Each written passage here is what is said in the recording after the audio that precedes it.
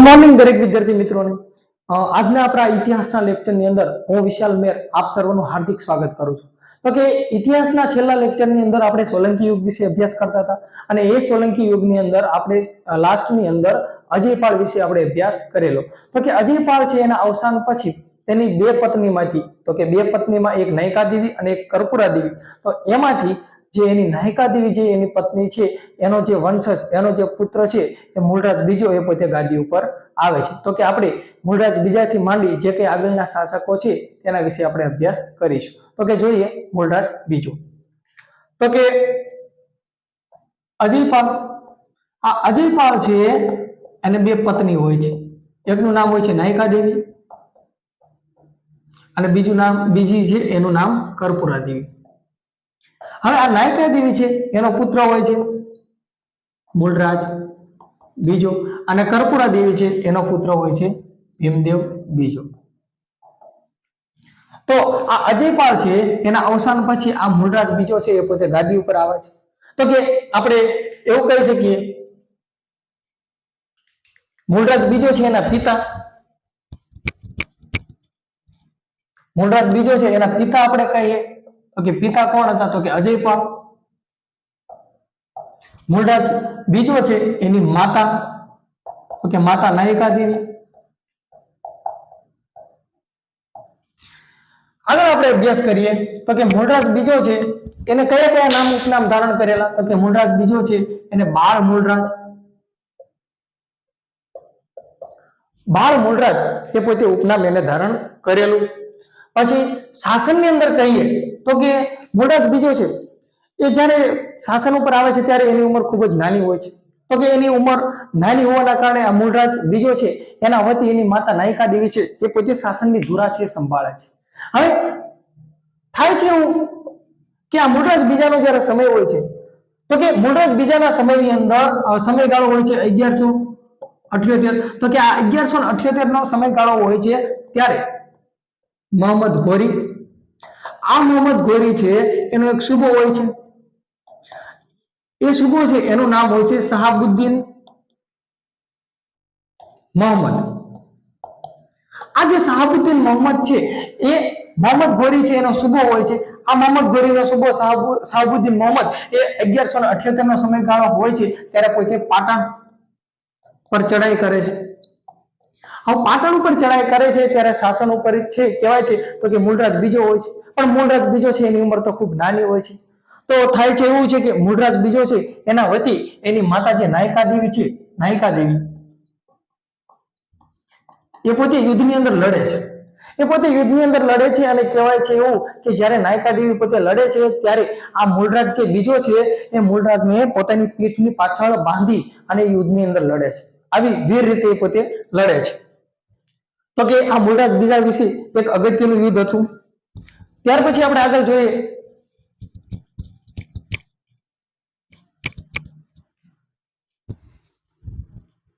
આ નાયકા દેવી છે એની એક પુત્રી હોય છે પરમદેવી. નાયકા દેવી છે એને પોતાની એક પુત્રી હોય છે એનું નામ પરમદેવી હોય છે. હવે બને છે એવું કે આ પરમદેવી છે એ પોતે કહેવાય ને કુતબુદ્દીન એબક,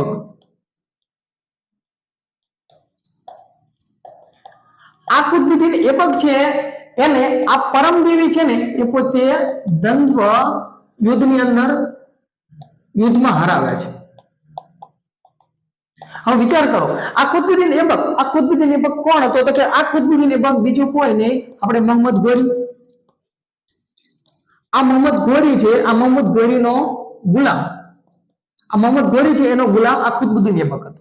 હવે આ કુતબુદ્દીન એબક દિલ્હી ઉપર શાસન કરવા વાળો, દિલ્હી ઉપર રાજ કરવા વાળો એ જ કુતબુદ્દીન એબક છે એ પોતે કહેવાય ને એક મહિલા, એક સ્ત્રીની સામે હારે છે.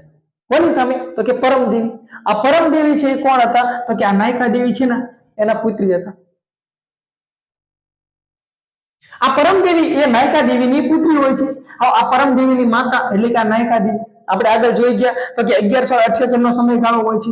આ 1178 ના સમયગાળાની અંદર આજ જે કહેવાય છે મોહમ્મદ ઘોરી એનો સુબો શહાબુદ્દીન મોહમ્મદ એ પોતે ચડાઈ કરે છે ત્યારે નાયકા દેવી એને પાછળ કાઢે છે અને આગળ જતા તો કે સમયગાળો આવે છે તો કે પરમદેવી નાયકા દેવીની પુત્રી હોય છે એ પોતે કહેવાય છે કે આ મોહમ્મદ ઘોરી એનો જે ગુલામ છે કુતબુદ્દીન એબક એને પોતાને દ્વંદ્વયુદ્ધની અંદર હરાવે છે ભાઈ આ કુતબુદ્દીન એબક કોણ હતો તો કે ગુલામ વંશ આ ગુલામ વંશનો સ્થાપક હતો ગુલામ વંશનો સ્થાપક એટલે કે કુતબુદ્દીન એબક જે દિલ્હી ઉપર શાસન કરવા વાળો બને છે એવું કે ભાઈ મોહમ્મદ ઘોરી છે એ પોતે ગુજરાતની અંદર કહેવાય છે લૂંટ ચલાવે છે લૂંટ ચલાવી અને પોતે પાછો જઈ રહ્યો હોય છે આવું લૂંટ ચલાવીને પોતે પાછો જઈ રહ્યો હોય છે ત્યારે આ મોહમ્મદ ઘોરીને લોકો લૂંટી લે છે ત્યારબાદ બને છે એવું કે આ મોહમ્મદ ઘોરી છે એનો ગુલામ એટલે કે કુતબુદ્દીન આ બધે કુતબુદ્દીન હોય છે એનો ગુલામ હોય છે મોહમ્મદ ઘોરીનો તો કે હવે આ મોહમ્મદ ઘોરી છે એનું અવસાન થાય છે મોહમ્મદ ઘોરી છે એનું અવસાન થતા આ કુતબુદ્દીન છે એ શું થાય છે ગુલામ હતો અને ગુલામ હતો ને હવે રાજા બને છે પણ એ મોહમ્મદ ઘોરી છે એની પુત્રી હોય છે આ પુત્રી છે એના પ્રેમમાં આ કુતબુદ્દીન એબક છે પડે છે કુતબુદ્દીન એબક એ મોહમ્મદ ઘોરી છે એની પુત્રી છે એના પ્રેમમાં પડે છે પ્રેમમાં પડી અને પછી કહેવાય છે તો કે મોહમ્મદ ઘોરી જ્યારે અવસાન પામે છે તો આ કુતબુદ્દીન એબક છે એ પોતે રાજા બને છે પ્રમોશન થયું રાજા બન્યો આ કુતબુદ્દીન એટલે કે કહેવાય ને કે ગુલામ વંશનો સ્થાપક દિલ્હી સલ્તનત ઉપર અને આ કુતબુદ્દીન હવે શું થાય છે રાજા બન્યો તો કે રાજા બને છે એ પણ પોતે કહેવાય ને કે ગુલામ રાખે છે ગુલામ રાખે છે એટલે શું તો કે કુતબુદ્દીન છે એ કોને ગુલામ બનાવે છે તો કે શમસુદ્દીન ઇલ્તુત્મિશ શમસુદ્દીન ઇલ્તુત્મિશ ને કહેવાય ને કે શમસુદ્દીન ઇલ્તુત્મિશ ને આ કુતબુદ્દીન એબક છે ને પોતે ગુલામ તરીકે રાખે છે હવે આ કુતબુદ્દીન એબક છે એની પણ એક પુત્રી હોય છે તો કે આ શમસુદ્દીન ઇલ્તુત્મિશ છે એ પોતે કુતબુદ્દીનની જે પુત્રી છે એના પ્રેમમાં પડે છે અને આ કુતબુદ્દીન એબક છે એ પોતે ઘોડા પરથી પડી જાય છે ઘોડા પરથી પડી જાય છે અને એ પોતે મૃત્યુ પામે છે તો કે શમસુદ્દીન ઇલ્તુત્મિશ છે એ પોતે રાજા બને છે હવે આ શમસુદ્દીન ઇલ્તુત્મિશ છે એની પુત્રી હોય છે રજિયા સુલતાન હવે આ ઇલ્તુત્મિશ હવે શું કરે છે તો કે ઇલ્તુત્મિશ પોતે પણ કહેવાય છે ને એક ગુલામ રાખે છે અને આ જે રજિયા સુલતાન છે એ પોતે એનો ગુલામ કહેવાય ને યાકુબ આ યાકુબ છે એના પ્રેમમાં પડે છે તો કે પછી આગળ જતા એના પ્રેમમાં પડે છે તો કે કહેવાય ને ત્યાર પછી આગળ શું કહેવાય જલાલુદ્દીન ખિલજી એ પોતે શાસનની અંદર આવે છે જલાલુદ્દીન છે તો કે એના બાદ આ જલાલુદ્દીન છે એનો જ કહેવાય ને કે ભત્રીજો કયો અથવા તો જમાઈ કયો તો કે એ શાસન ઉપર આવે છે શાસન ઉપર એટલે કે આ એનો ભત્રીજો કોણ તો કે અલાઉદ્દીન ખિલજી અલાઉદ્દીન છે કહેવાય ને જલાલુદ્દીન છે એની હત્યા કરી અને પોતે ગાદી ઉપર આવે છે હવે અલાઉદ્દીન કોણ હોય છે તો કે જલાલુદ્દીન છે એનો સગો ભત્રીજો હોય છે જમાઈ પણ હોય છે શાસન ઉપર આવે છે તો કે આ રીતે કંઈક દિલ્હી સલ્તનત કહેવાય છે શાસન ઉપર આવે છે દિલ્હી સલ્તનત છે એના વિશે વાત કરીએ તો કે જી કે ટેસ્ટ લો જી એટલે શું તો કે ગુલામ વંશ કે એટલે શું તો કે ખિલજી વંશ ટી એટલે શું તો કે તુગલક વંશ યસ એટલે શું તો કે સૈયદ વંશ લો એટલે શું તો કે લોધી વંશ આપણે દિલ્હી સલ્તનત છે એને ક્રમમાં યાદ રાખવો હોય તો એના માટે જે ફૂલ ફોર્મ છે આ કે જીકે ટીએસ લો જીકે ટીએસ લો તો કે જી એટલે કે ગુલામ વંશ કે એટલે કે ખિલજી વંશ ટી એટલે કે તુગલક વંશ એસ એટલે કે સૈયદ વંશ લો એટલે કે લોધી વંશ હવે આમાં ડીપ ની અંદર જોઈને આપણે શું કરી લઈએ આ રીતે જ છે કે પોતાના ભત્રીજા હોય પોતાના વ્યક્તિની હત્યા કરીને પોતે શાસનની અંદર આવે છે તો એની અંદર જેટલું ડીપમાં જાય એટલું ઓછું છે આગળ આપણે વાત કરીએ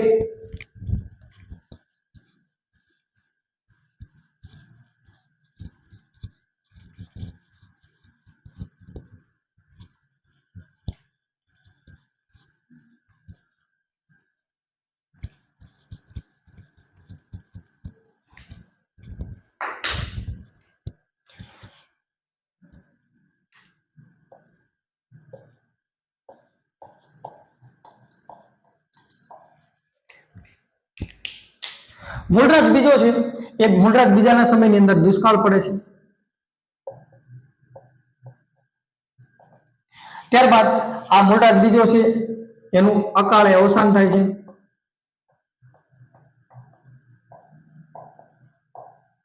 અકાળે અવસાન થાય છે તો કે મૂળરાજ બીજા પછી હવે કહીએ તો કે ભીમદેવ બીજો શાસન ઉપર આવે છે. હવે ભીમદેવ બીજો કોણ હોય છે તો કે આપણે આગળ વાત કરીએ અજયપાળ. અજયપાળને બે પત્ની, નાયકા દેવી, બીજી કર્પૂરા દેવી. તો કે આ નાયકા દેવી છે એનો પુત્ર મૂળરાજ બીજો. કે મૂળરાજ બીજા વિશે આપણે અત્યારે અભ્યાસ કર્યો. અને હવે અજયપાળ છે એની બીજી પત્ની હતી કર્પૂરા દેવી, તો કે એનો પુત્ર ભીમદેવ બીજો. આ ભીમદેવ બીજો છે હવે પોતે શાસન પર આવે છે. જોઈએ તો કે ભીમદેવ બીજો.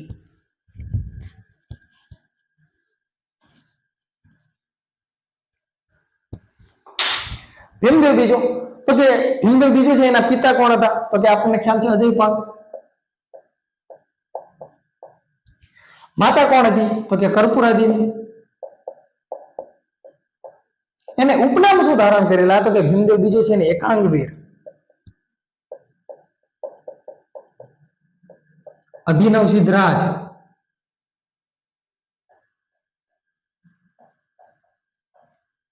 પરમ ભટ્ટારક. એકાંગવીર, અભિનવ સિદ્ધરાજ, પરમ ભટ્ટારક આવા પોતે ભીમદેવ બીજાએ પોતે નામ ધારણ કરેલા. ત્યારબાદ ભીમદેવ બીજો છે એની પત્ની તો કે પત્નીનું નામ લીલાદેવી હતું. લીલાવતી, સોરી, ભીમદેવ બીજો છે એની પત્ની લીલાવતી હતું. તો કે આ લીલાવતી છે એના નામ ઉપરથી નથી એને ભીમદેવ બીજો છે એને પોતે લીલાવતી નગર વસાવેલું.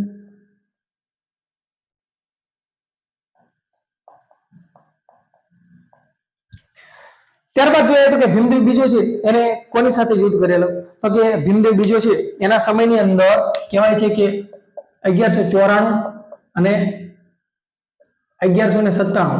આ 1194 અને 1197 નો જ્યારે સમય હોય છે તો કે આ સમયની અંદર આપણે જોયું ને મોહમ્મદ ગોરી. આ મોહમ્મદ ગોરી એનો જે ગુલામ હતો, ગુલામ એટલે કે કુતબુદ્દીન એબક. આ કુતબુદ્દીન એબક પાટણ ઉપર ચડાઈ કરે છે. આ કુતબુદ્દીન એબક પાટણ ઉપર ચડાઈ કરે છે 1194 અને 1197 ની અંદર બે વાર. અને ત્યારે ભીમદેવ બીજો છે શાસન ઉપર હોય છે.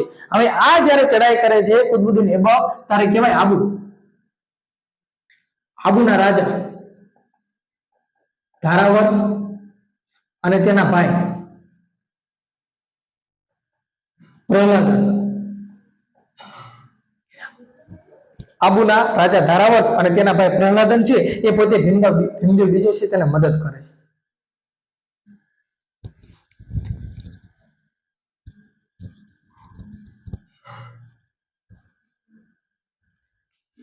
હવે ભીમદેવ છે એને પોતાના જીવનની અંદર 64 વર્ષ, ભીમદેવ બીજો છે એને પોતાના જીવનની અંદર સોલંકી યુગની અંદર 64 વર્ષ સુધી શાસન કર્યું.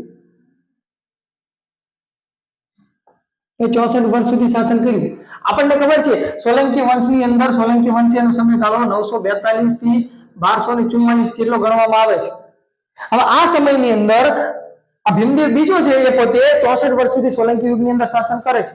તો કે ભાઈ આટલો બધો લાંબો સમય એ શાસન કઈ રીતે કરી શકે છે તો કે એના સમયની અંદર આપણે કહીએ તો કે ધોળકાના રાજા લવણ પ્રસાદ. આ લવણ પ્રસાદ છે એનો પુત્ર વીર ધવલ, તેમજ વસ્તુપાળ અને તેજપાળ. આવા મંત્રીઓ એ ભીમદેવ બીજા છે એના સમયની અંદર હતા. એટલા માટે આ ભીમદેવ બીજા છે એ પોતે સોલંકી વંશની અંદર સૌથી લાંબો સમય સુધી શાસન કરી શકે છે. હવે આજે ભીમદેવ બીજો છે એના સમયની અંદર આ લવણ પ્રસાદ હતા એ પોતે મંત્રી હતા, જ્યારે એનો પુત્ર વીર ધવલ છે એ પોતે સેનાપતિ હતા. ત્યારબાદ ભીમદેવ બીજો છે આ ભીમદેવ બીજો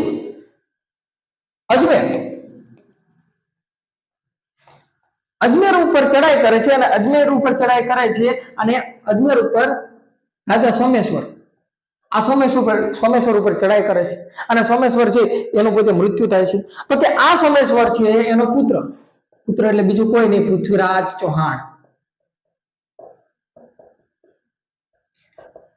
પાછળથી પૃથ્વીરાજ ચૌહાણ છે એને પોતાને ખ્યાલ આવે છે કે ભીમદેવ બીજો છે એ પોતાના પિતા એટલે કે મારા પિતા સોમેશ્વર ઉપર એને કહેવાય છે યુદ્ધ કર્યું અને મારા પિતાનું એની અંદર મૃત્યુ થયું, તો કે આ પૃથ્વીરાજ ચૌહાણ છે એ ભીમદેવ બીજાની સામે પછી શું કરે છે? યુદ્ધ કરે છે.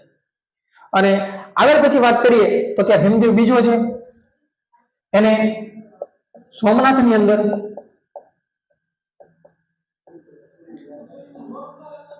મેઘનાથ મંડપ બંધાવ્યો હતો.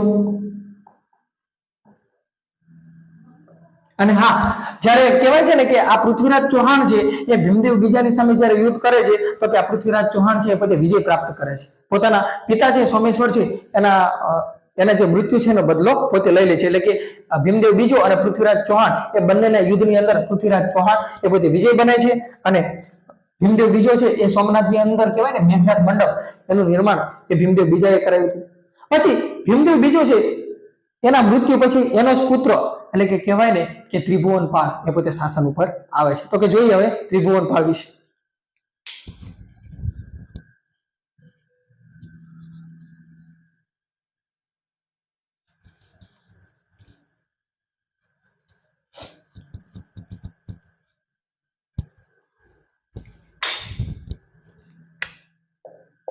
આ ત્રિભુવનપાળ, તો કે ત્રિભુવનપાળ એટલે કે બીજું કઈ નહીં, ભીમદેવ બીજો. આ ભીમદેવ બીજો છે એનો પુત્ર હતો. આ ત્રિભુવનપાળ છે એ સોલંકી વંશનો અંતિમ રાજા ગણાય છે. ભાઈ આ ત્રિભુવનપાળ છે સોલંકી વંશનો અંતિમ રાજા ગણાય છે. ત્યારબાદ વાઘેલા વંશની શરૂઆત થાય છે. હવે બને છે એવું કે સોલંકી યુગની અંદર લવણ પ્રસાદ અને એનો પુત્ર વીર ધવલ એ પોતે પોતાના કહેવાય ને પોતાનું કાર્ય છે એ ખૂબ સારી રીતે કરે છે. ત્યારબાદ આ લવણ પ્રસાદ એનો પુત્ર વીર ધવલ અને વીર ધવલ છે એનો પણ પુત્ર એટલે કે વિસળદેવ. આ વિસળદેવ છે એ કહેવાય છે ને કે સોલંકી વંશનો અંતિમ રાજા ત્રિભુવનપાળ છે એને પોતાના ગાદી ઉપરથી હટાવી દે છે અને હવે ત્રિભુવનપાળ છે સોલંકી યુગ છે એનો અંતિમ રાજા બને છે અને હવે વિસળદેવ છે વિસળદેવ વાઘેલા પોતે એક સ્વતંત્ર વાઘેલા વંશની શરૂઆત કરે છે. કયા વંશની? વાઘેલા વંશની.